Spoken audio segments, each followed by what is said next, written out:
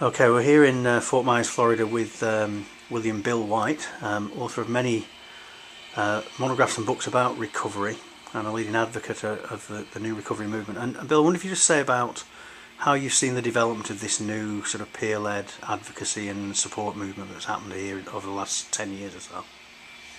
You know, if I was going to put it in perspective in the U.S., I think we spent the 40s, 50s, and 60s as people in recovery advocating for virtually the creation of a treatment system in the United States. And we were able to successfully do that. And through the 70s, 80s, and 90s, I think the thing we did better than maybe has ever been done is I think we do acute biopsychosocial stabilization, helping people initiate recovery, perhaps better than it's been done in history.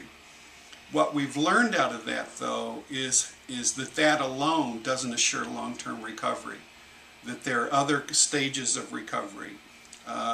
There's a pre-recovery stage of reaching people earlier so that they don't have these prolonged addiction careers before they finally get to treatment.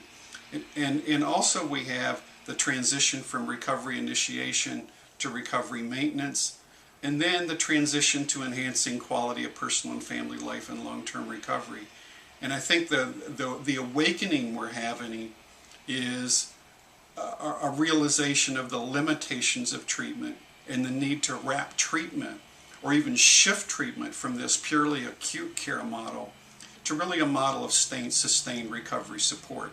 And a lot of that initiative to rethink that has come from recovery communities inside the United States and their advocacy that we need to move beyond just recovery initiation to this broader arena of recovery support. And the recovery communities have been very, very active in building these peer-led recovery support networks in terms of the growth of peer-based services, recovery homes, recovery schools, recovery industries, recovery community centers, etc., to really almost create a world where people can recover in. So I think we're kind of on the cusp of moving from maybe the decades of treatment to what we'll now see as the decades of long-term recovery in terms of our focus.